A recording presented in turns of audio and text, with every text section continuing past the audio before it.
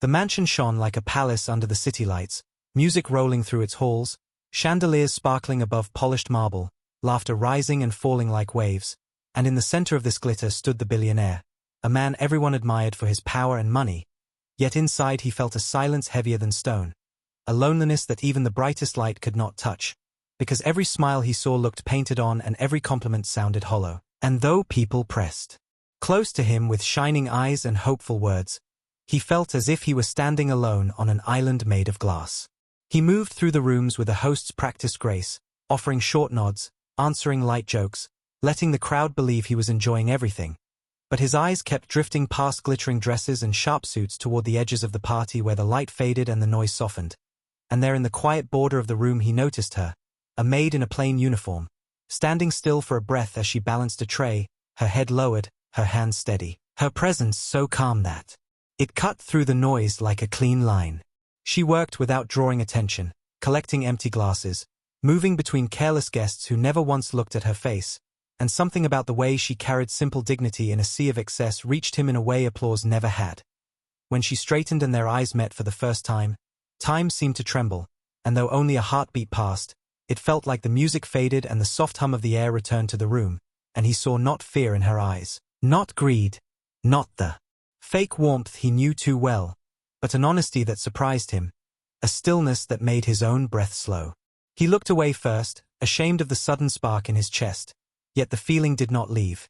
It burned quietly like a small flame behind his ribs while guests drew him back into talk of deals and parties and plans, and he answered them without hearing himself, because some part of him had already turned its face toward that quiet corner again. Hours passed, laughter loud and heavy now, perfumes mixing in the warm air, the chandelier crystals throwing little stars across the floor, and he kept catching glimpses of her, the simple curve of her shoulder as she turned, the sure set of her jaw when a guest tapped an empty glass on a table, the careful way she avoided being noticed even as she kept the room running, and with each glance he felt the difference between his life and something real, like a thin glass wall he could finally see. He remembered how he had once believed that money would fix the emptiness he carried since youth, that a mansion would hide the quiet ache that lived in his chest, that power would make the restless nights go away. He remembered the first day he walked into this house and thought, now I will feel full, but the fullness never came, only bigger rooms and louder sounds, and now, standing in a golden hall, he found himself watching a woman whose shoes made no sound and whose eyes felt like a door leading out of a cage. As the party grew wilder, he stepped aside to the balcony to breathe the cool night air, the garden below calm and black under the stars, and he thought of leaving the celebration to run itself, but habit pulled him back inside. Still, when he returned, the first thing he looked for was not a guest or a partner but her. Their second glance found him unprepared. She looked up at the same moment he did, and this time neither of them looked away quickly, and he saw tiredness there, a long day's wait, but also a strength that made his throat tighten. He felt for a reckless moment that if he spoke her name the room would change shape, but he did not even know her name, and for some reason the not knowing felt right, like a promise not to break the quiet between them with clumsy words. A song ended and the applause crashed like a wave, and in the covering noise he moved a little closer, not enough to be strange, only enough to see her more clearly, the way a small piece of hair had slipped loose near her ear, the way she pressed her lips together before lifting the tray again, and the way her eyes softened when she saw a fellow worker struggling and stepped in to help without being asked. He envied that simple purpose, that clear line between effort and result, because his own days felt like fog, full of motion that changed nothing in him. He could sign a paper in the morning and move a mountain by noon and still come home to the same empty echo. A guest touched his arm and pulled him into a circle of jokes. He laughed at the right moment and said the right words and even raised his glass in a small toast. But his heart was not there. It was standing in a quiet corner of the room, watching a woman place a glass down so gently that it made no sound at all. By the time the night leaned toward morning, people were slipping away in pairs and small groups, the last sparks of celebration falling like ashes in warm air, and the billionaire walked them to the door because that is what a host does. But as he thanked each guest his mind carried the image of the maid like a hidden flame. And when the final car rolled down the drive and the heavy door settled back into its frame, the house exhaled, and the music ended, and the air cooled, and he stood alone in the great room that had been noisy for hours and now sounded like the inside of his chest. He turned and saw her across the hall, gathering the last glasses, and for a moment he only watched, not as a master looking at a servant but as a man trying to understand why his life had felt so far away until this night. He took a step forward, then stopped, unsure, then took another step because he could not leave the room without crossing the distance at least once. She sensed him and looked up, and the quiet between them formed again, that small still place where words were not needed. He said, "It is late," not as an order but as a truth, and she answered softly, "Yes, sir," not as fear but as acknowledgement, and he wanted to tell her that the party had been long and the music had been loud and the laughter had been empty. But all he said was, "You did good work tonight." And even as he said it he felt how small the words were compared to what had turned inside him. She nodded, a small, careful motion, and in that nod he felt the balance of the world tilt, because the simplest exchange had carried more life than any of the speeches he had given all evening. He knew that if he moved one step closer it might break something delicate, and if he turned away he might never find this moment again. So he did neither, he only stood there and let the silence stretch like a thread between them. He saw a tiny tremble in her hand when she lifted the tray, a long day's fatigue, and before he could stop himself he said, "Let me," and reached to steady it. His fingers brushed the cool edge of the metal and did not touch her. But the nearness of her hand struck him with a sensation he could not name, not hunger, not desire alone, but recognition, like finding a forgotten road he used to walk when he was young. She drew a breath, and he heard it. And the sound seemed more real than the whole night's music. She said, "Thank you," and he nodded once as if agreeing to a decision neither of them had spoken. The house waited, still and watchful, and he understood that whatever this spark was, it had not come from wine or loneliness alone. It had come because two people who lived in the same building but different worlds had finally seen one another, and in that seeing the careful lines of his life felt less solid. He stepped back before the moment could break, and he told her to rest, and she said she would finish soon, and he believed her because she sounded like someone who always finished what she started. Then he turned away and walked through the sleeping hall with the sound of her breath and the weight of her eyes carried like a secret under his ribs. In his room he stood by the window and watched the last taillights fade down the road, and he knew that the night would not leave him the same. He could not say what would come next or whether this strange spark would fade by morning, but the emptiness had shifted, and the silence in his chest no longer felt like a wall.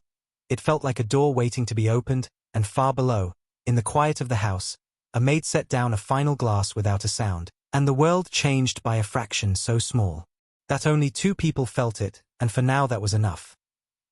The morning light slid gently through the tall windows of the mansion, spilling across the polished floors and the grand staircase, chasing away the shadows of the night before. Yet inside the billionaire's chest the weight of silence remained, heavier now than even the loneliness he had carried for years. Because what had happened in the quiet hours after the party was not something he could treat as just another passing mistake, though. He told himself again and again that it must remain hidden, buried, never spoken of. He rose from his bed slowly, his head heavy not from wine but from thoughts that refused to settle, and he looked at the empty space beside him as if expecting to find her still there. Though he knew she would not be, and when he finally stepped into the halls the air felt different, emptier, as though something fragile had already slipped away. The servants moved quietly through the mansion, cleaning up after the chaos of the party. Yet when he asked casually where she was, they looked at him with puzzled faces, saying she had left before dawn, no one seeing where she had gone, no one stopping her, as though she had vanished into the night without leaving a single trace. His breath caught, and though he kept his expression calm, inside his thoughts spun violently. Why would she leave so suddenly? Why without a word? Why without even taking her pay? He searched the rooms himself, walking through the silent corridors, past the kitchens, the gardens, even the smaller quarters where staff rested. But every corner of the mansion gave him the same answer: she was gone.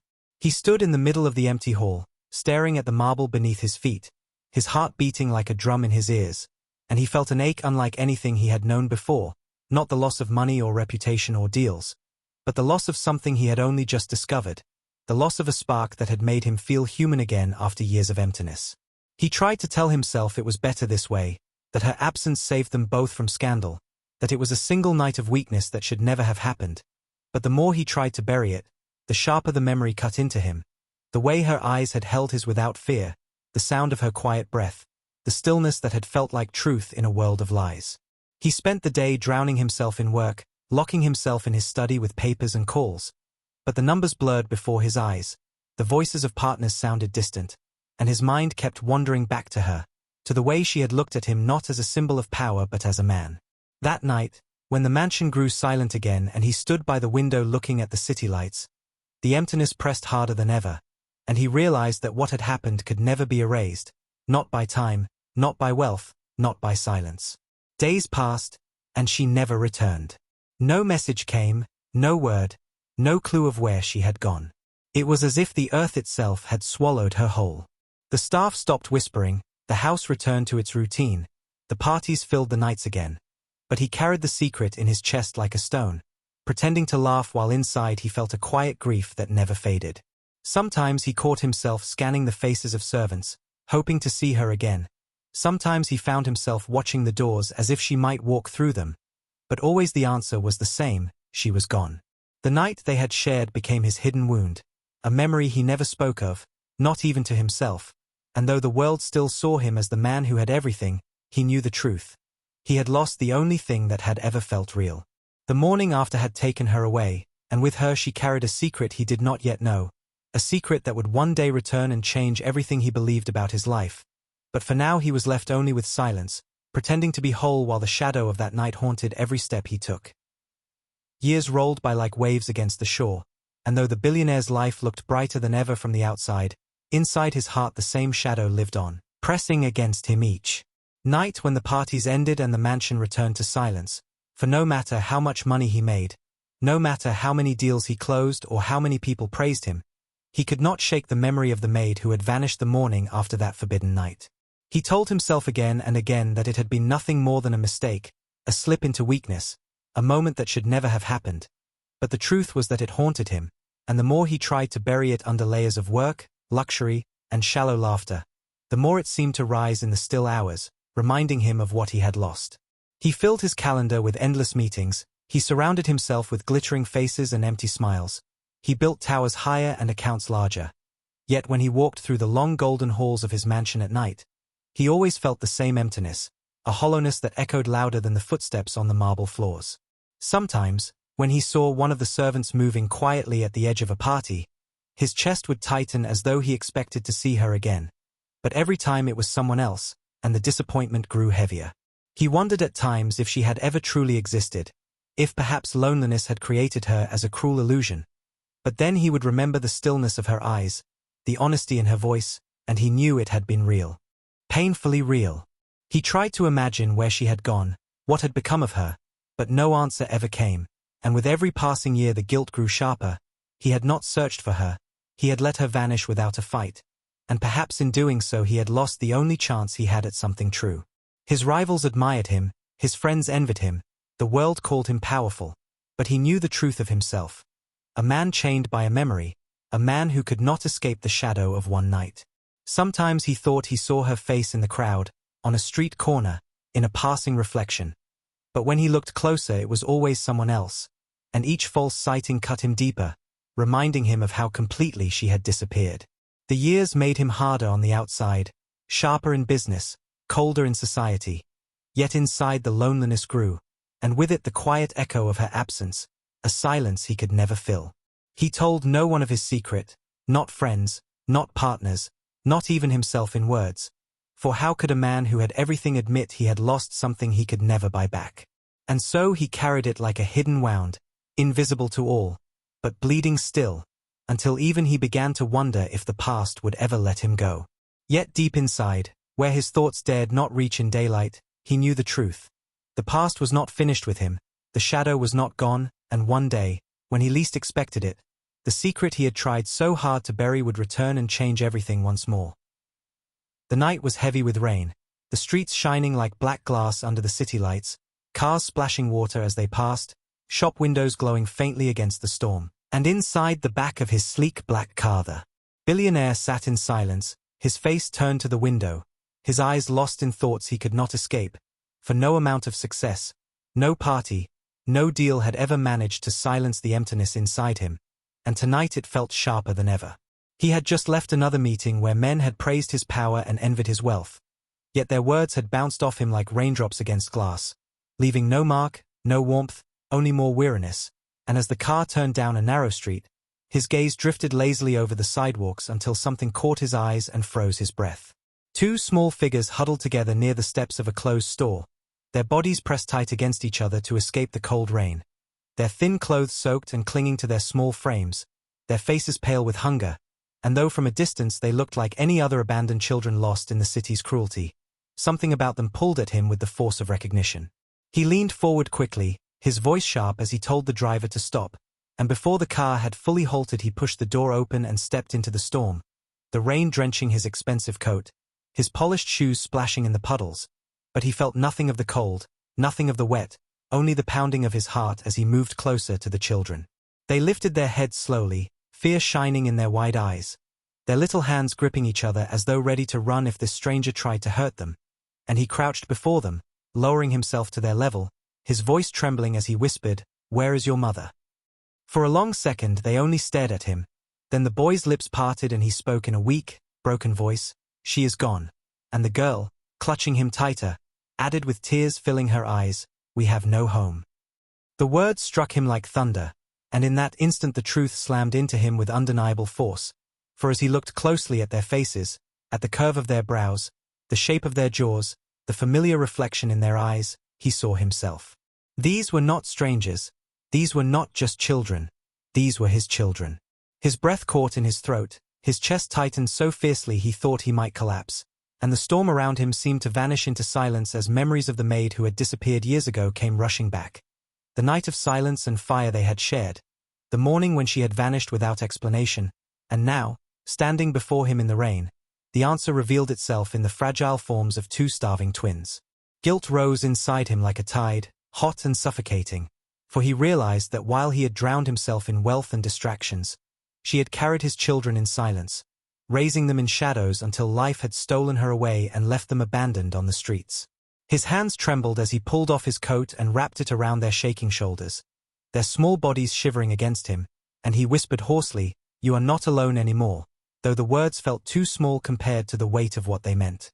The boy stared at him with confusion, suspicion, but also a faint spark of something unspoken, while the girl buried her face against her brother, her tiny frame shaking with sobs, and in that moment the billionaire knew his life had changed forever.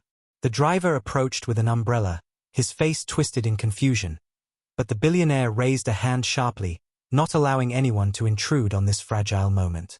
He lifted the children into his arms, one on each side, their thin bodies light against him, and as he carried them back to the car he felt a fierce resolve burn in his chest, a fire stronger than anything money or power had ever given him. The city lights blurred past the windows as the car drove away, the rain drumming against the roof, and he held the twins close, feeling the weight of their fragile breaths against him, his mind a storm of fear, guilt, and determination.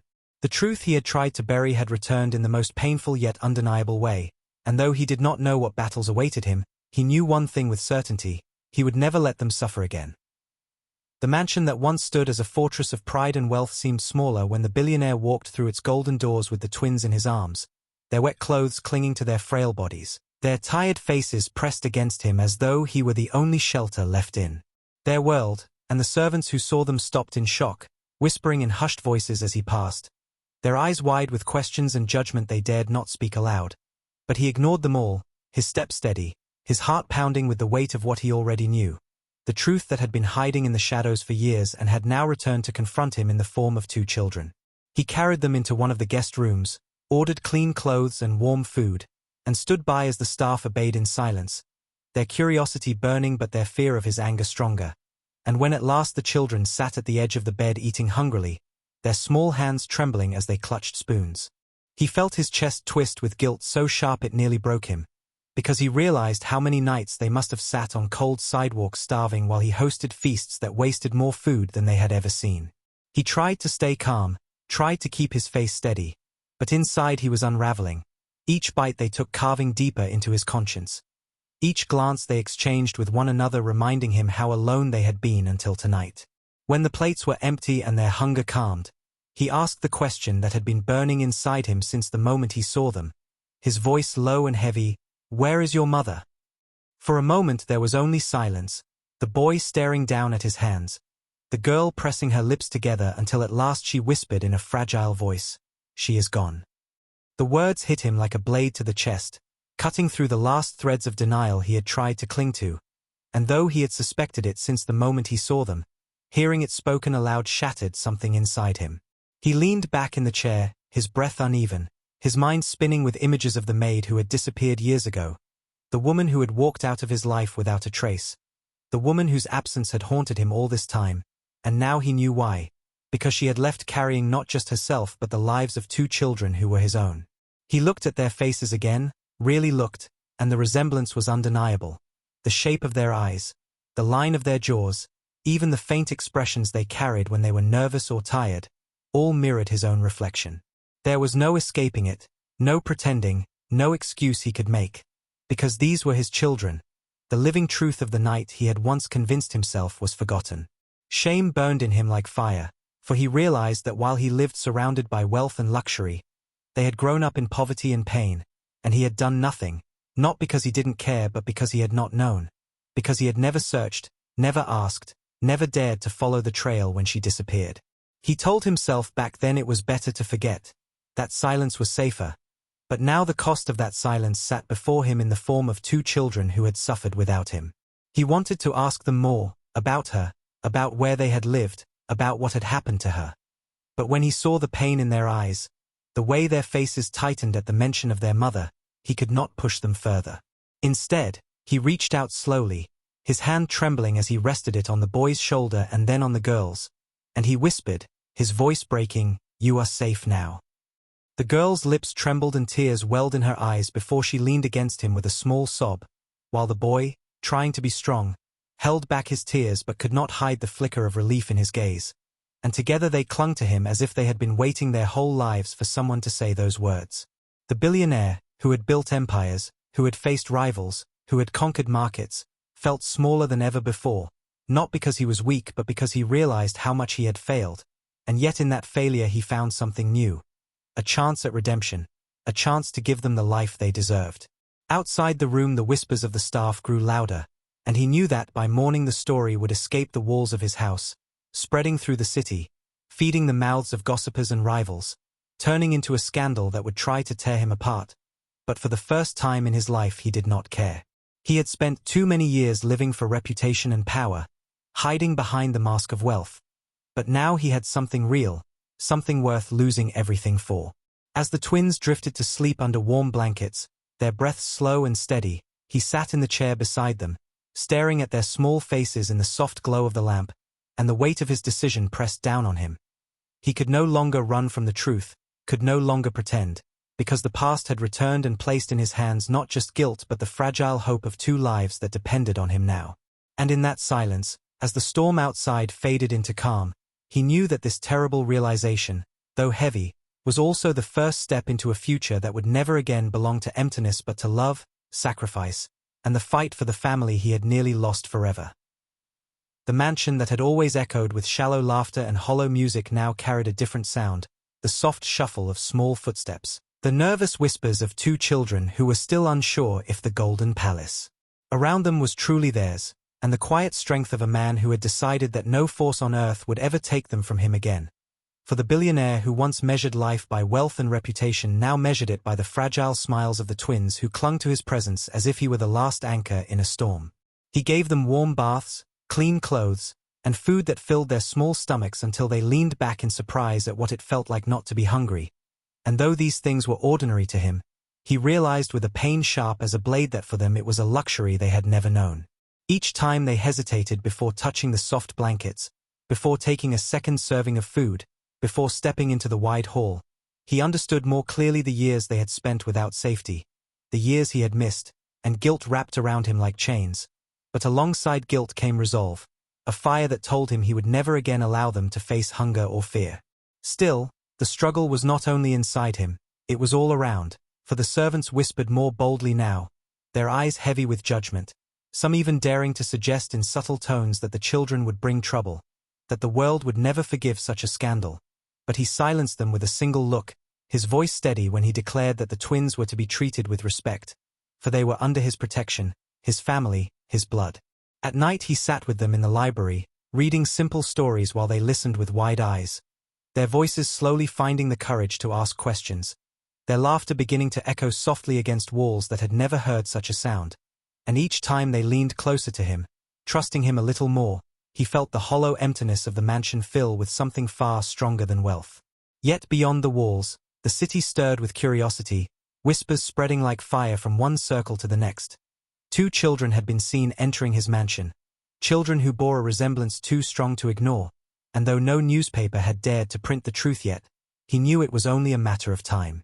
His friends began to call, their voices polite but heavy with hidden questions, asking who the children were, why they were there, and suggesting in careful tones that he explain quickly before rumors grew wild. But he ended each call with the same cold silence, for he would not let them dictate his choices. The twins felt the unease even if they did not understand it fully, the boy watching every shadow as though waiting for danger, the girl asking in a trembling voice if they would be sent away, and each time he pulled them close and whispered, "You are safe, you are mine." And though the world outside prepared its claws, he knew those words would become his shield. He walked through the mansion with them at his side, showing them the gardens, the high halls, the quiet corners where the sunlight spilled, and as their eyes widened in wonder he saw not just children exploring a new home but the reflection of his own chance at redemption. Yet at night, when they were asleep, he stood by their doors, listening to the sound of their breathing, and the guilt returned heavier, reminding him that their mother had carried this burden alone, that he had not been there to protect them from the hunger and the cold, that his silence had cost them years of suffering. But he turned that pain into a promise, swearing to himself that he would spend the rest of his life making up for what had been lost. Some of the staff left quietly, unwilling to be part of what they believed would become scandal, and he let them go without hesitation, for he had no room left for disloyalty, no patience for people who valued reputation more than humanity. The mansion became quieter, stripped of unnecessary voices, but within its silence grew something new, the fragile but growing bond of a family that was only beginning to take shape. When he looked at the twins now, he no longer saw only the shadows of his past but also the possibility of a future where he was no longer a prisoner of wealth, where he could be more than the man society admired and feared, where he could finally be a father. The days passed and the children slowly began to trust him, the boy daring to laugh, the girl daring to hold his hand without fear, and each small gesture became a victory greater than any deal he had ever closed. Still, he knew the world outside waited like wolves, that scandal would soon arrive at his door, that enemies would use the truth to try and ruin him, but he also knew one thing with absolute certainty. He would not run, he would not deny them, he would not hide them in shame. The man who once lived only for himself had been remade, and in his arms were the 2 lives that gave his existence meaning, the 2 voices that had turned his mansion into a home, and the 2 faces that had shown him that love was the only true wealth. The world outside the mansion did not stay silent for long, for secrets as heavy as his could never remain hidden, and soon the whispers that began among servants slipped into the ears of neighbors, then into the voices of so-called friends, until the story spread like wildfire through the city, that the billionaire who was praised for his power and perfection had brought 2 mysterious children into his golden home, children whose faces carried a resemblance too sharp to ignore, and though no proof had yet been spoken aloud, the whispers grew sharper with each passing day. In meetings he felt it in the way his partners looked at him, their smiles polite but their eyes filled with suspicion, their voices carrying questions hidden behind carefully chosen words, and when he walked through the halls of his own empire he felt the silence of employees who once admired him but now whispered when he passed, as if waiting for the truth to explode. His so-called friends came to visit, pretending to care, but each conversation circled the same questions. Who were the children? Why were they there? And was he really risking everything for 2 faces no one recognized? Some suggested with fake kindness that he call them charity cases, perhaps say he had taken pity on 2 orphans. Others advised him to send them quietly away before the rumors turned into scandal.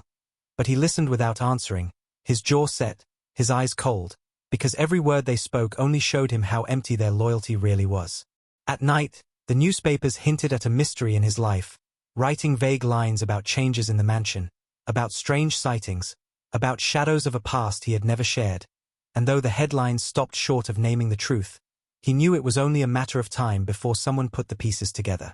The children felt the weight of this judgment too, though they were too young to understand the full cruelty of society.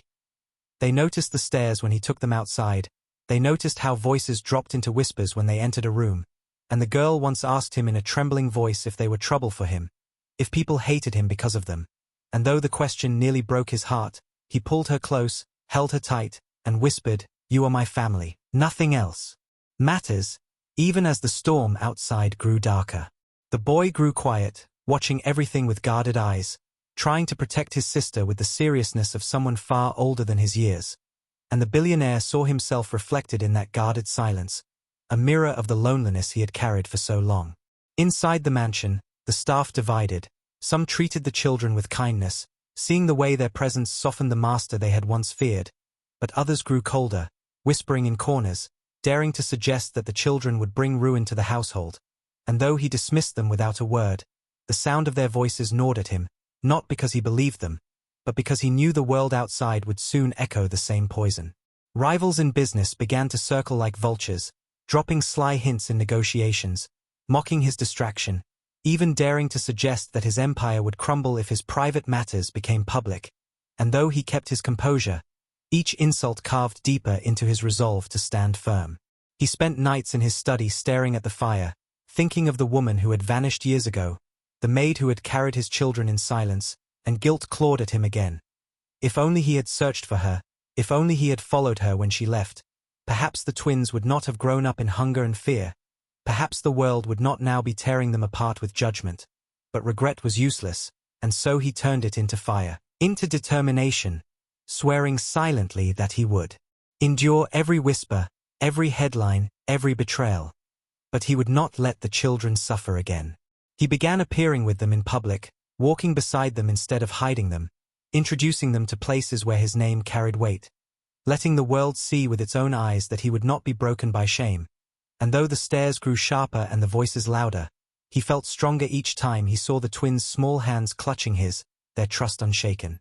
The scandal reached its peak when a newspaper finally dared to print what everyone had been whispering, that the billionaire's mysterious children were not strangers at all but his own blood, born of a maid who had vanished years ago. And the story spread through the city like fire in dry grass, fueling gossip in markets, laughter in boardrooms, and shock in homes. But when he read the headline, he did not flinch. He closed the paper, walked to the twins' room, and found them sitting quietly with fear in their eyes, already sensing that the world outside was turning against them. And he knelt beside them, placed a hand on each of their shoulders, and said with a voice steady as stone, "You are mine, nothing will ever change that." The words lit something in their faces, a fragile spark of belief, and in that moment he knew he had chosen correctly, that no matter what judgment rained upon him, he would endure it, for he had finally found something worth fighting for. The whispers had grown into roars, the judgments into weapons, but the man who once cared only for his image had been transformed, and though the world stood ready to tear him down, he no longer feared them, for he was no longer fighting for pride or wealth but for the family that had finally given his empty life meaning. The storm that had begun with whispers now roared like thunder across the city, and the billionaire who once walked through gilded halls with pride found himself at the center of relentless scrutiny, every newspaper printing bold headlines about the twins, every rival in business using his secret as a weapon, every so-called friend stepping back in silence as if his presence now carried shame instead of admiration. Yet through it all he did not falter, for his heart had chosen its side and his resolve was stronger than the judgment of the world. The parties that once begged for his appearance no longer sent invitations, the investors who once fought for his signature now hesitated, and in meetings he felt the mocking smirks of those who believed his empire was cracking. But each time he returned home and saw the twins running to him, their laughter timid but growing, their trust placed fully in him, he knew no wealth or power could match what he held in his hands now. The breaking point came when a powerful group of partners confronted him directly, telling him that if he did not make a public statement distancing himself from the children, they would withdraw their support. And for a moment the room grew so heavy that he could feel the weight of 1,000 eyes waiting for him to bend. But instead he stood, his voice calm yet sharper than any blade, and declared that the children were his blood, his family, his truth, and no threat could ever change that. The silence that followed was deafening, broken only by the shuffling of men who realized they could no longer control him. And though he knew the cost of his words would be great, he also felt a strange sense of freedom, as though chains that had bound him for years had finally broken. That night he made a choice that shocked the city. He called for a press gathering, and when the cameras lit up and the questions fired like bullets, he did not hide, he did not evade, he simply stood tall with the twins at his side, their small hands clinging to his, their eyes wide with fear but steady with trust, and he told the world the truth. His voice did not tremble as he said that years ago he had made a mistake, that he had lost someone he should have protected, and that these children, born of that night, were his greatest responsibility, not a scandal but his family, and he would stand by them until his last breath. The words fell into the room like thunder, silencing the reporters for a moment before chaos erupted, questions flying, flashes bursting. But he did not waver, holding the twins closer as if to shield them not only from the lights but from the cruelty of a world that thrived on judgment.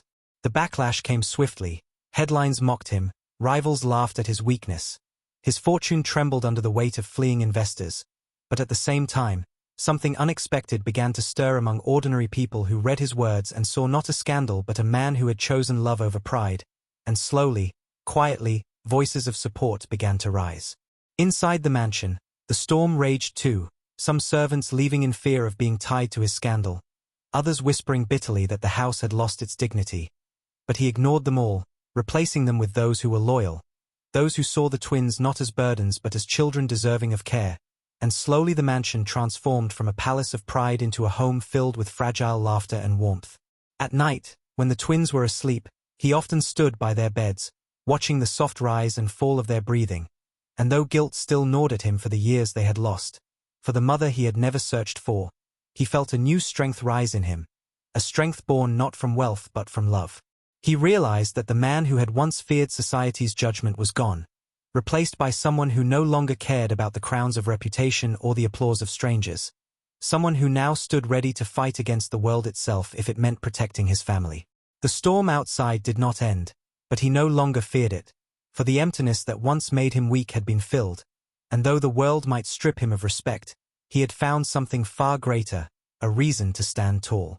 And so the billionaire, once a prisoner of pride, now stood against the world not as a symbol of power but as a father, defiant and unbroken, ready to pay any price to keep safe the two lives that had turned his golden cage into a true home. The storm outside his mansion was fierce, but the storm inside his heart was far greater. For though he had declared to the world that the twins were his blood and had stood tall against rivals and reporters who tried to break him, the true battle raged within his own soul each night when the mansion grew silent and the only sound was the ticking of the clock and the faint breaths of two children sleeping down the hall. Because in those quiet hours he could no longer hide from the questions that haunted him, questions sharper than any judgment from society. Why had he not searched for her when she vanished? Why had he let her walk out of his life carrying a secret that now stared back at him with innocent eyes? Why had he wasted years chasing wealth while his children lived in hunger and fear on the streets? Guilt pressed against him like an iron weight, and even though he told himself again and again that he could not change the past, his heart refused to let go of the truth that he had failed them once, and that failure was a shadow that no light could erase. He remembered her face so clearly, the quiet dignity of her eyes, the way she had looked at him not as a master but as a man, and he asked himself if she had left because she knew he would never choose her over his pride, if she had vanished because she believed he was too weak to face the world with her by his side, and those thoughts tore at him, each one leaving a scar deeper than the last. During the day he carried himself with strength, smiling when the twins looked at him, standing tall when they held his hands, speaking firmly when the world tested him. But in the silence of night he felt the cracks, the doubts, the fears that one day the twins would grow old enough to see the truth and resent him for the years he had not been there. Sometimes he would walk into their room while they slept, watching the soft rise and fall of their chests, and whisper apologies into the darkness, apologies for not being there, apologies for not protecting them, apologies for letting their mother carry a burden alone. And though the children never heard those words, speaking them gave him both pain and strength, pain because it reminded him of all that was lost, strength because it fueled his promise never to fail them again. The boy was growing more observant, his eyes sharp with questions he did not yet speak, and the girl was growing more attached, her small hands often clinging to his arm as though afraid he might vanish too. And he knew that one day they would ask about their mother, about the night that began everything, about why he had not been there, and he dreaded that moment more than he dreaded the judgment of the world, because he feared he would have no answer strong enough to ease their pain. The guilt ate at him, but alongside it grew something else, something unexpected. A strength he had never known before, the strength to carry guilt without letting it destroy him, the strength to stand tall even while shadows whispered inside his chest, the strength to love despite knowing he had failed. He realized that the man he once was, The man who cared only for reputation and wealth was already gone, replaced by someone who could finally face his own reflection without hiding. Someone who no longer feared weakness because he had found something worth being strong for. Each day he fought the outside world. Each night he fought himself. And though both battles left him weary, they also shaped him into something new, something stronger. He no longer measured himself by the size of his empire or the sound of applause, but by the fragile smiles of two children who trusted him despite everything, and in that trust he found redemption. The battle within did not end, it never would, but it no longer controlled him, for he had learned to live with the scars, to carry the guilt as a reminder, to let the pain shape him rather than break him. And though he still whispered apologies into the darkness, he also whispered promises. Promises that no matter how heavy the past, the future would be different. Promises that his children would never again feel abandoned. Promises that he would spend every breath fighting not just the world, but also himself to become the father they deserved. And in that promise, in that private war within his soul, he found a strange kind of peace, not the peace of forgetting but the peace of enduring, the peace of a man who had faced his own shadows and chosen to walk forward anyway. The storm of scandal that once threatened to bury him finally began to fade into background noise, for though the newspapers still wrote stories and rivals still whispered poison, the billionaire no longer lived for their words. He lived for the sound of children's laughter echoing through the vast halls of his mansion, a sound that turned the golden prison into a real home. And each morning when he walked into the dining room and saw the twins seated at the table waiting for him, their faces glowing not with hunger or fear but with the quiet joy of safety, he felt a warmth money had never given him. Gone were the nights of endless parties filled with shallow smiles. Gone were the mornings when he woke to silence heavier than stone. For now his days began with the small hands of the twins tugging at him, asking questions about the world, filling the air with life he had once thought lost to him forever. The mansion itself seemed to change, its marble floors no longer echoing emptily but alive with footsteps, its chandeliers no longer symbols of pride but lights that shone over family dinners, its gardens no longer mere displays of wealth but places where laughter carried under the open sky as the twins ran freely, their voices chasing away the ghosts of loneliness. Yet even as the new life blossomed, he carried the shadows of the past within him, for each time he watched them smile he remembered the years they had suffered without him. And each time they called him father he thought of the woman who had vanished, the mother who had carried them alone until fate tore her away, and though guilt still tightened around his heart, he used it as a vow, a constant reminder that he must never again fail them. Society continued to judge, but their voices grew weaker as time passed, for where people once saw scandal they now saw a man who had not abandoned his blood, a man who chose family over power, and though many still whispered, others began to respect him not for his wealth but for his courage. His empire, once shaken, began to steady again, not because of his fortune but because his strength in standing tall through the storm made even his enemies hesitate. And slowly the mocking turned to silence, the doubt turned to reluctant admiration. But none of that mattered to him anymore, for his true empire was not in the numbers on paper or the towers in the city, but in the two small lives who now filled his mansion with warmth.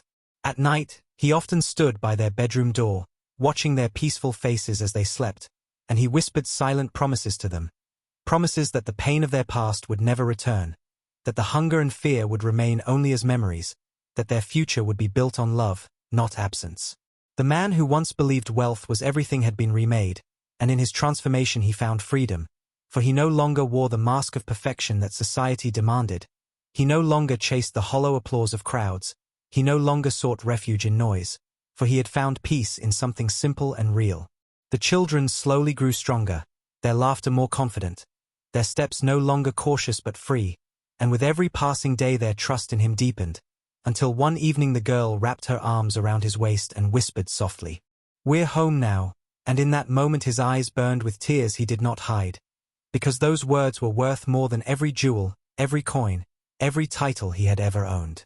The mansion, once a monument to pride, had become a sanctuary of love, and the billionaire, once a prisoner of his own emptiness, had become a father, scarred by the past but redeemed by the present. He knew the world would never forget, he knew whispers would linger, but he also knew that none of it mattered, for in the end he had found what he had been searching for all along, something wealth could never buy and power could never protect: family. And so he walked into the garden one evening, the twins running ahead of him, their laughter echoing in the warm air, and as the sun set in golden light over the mansion that was no longer empty, he felt a calm stronger than any crown of riches. A calm that told him his story was no longer about loss and guilt but about love and redemption. A story that had begun with a forbidden night but had ended with a new life, a true life. A life no storm could ever take away.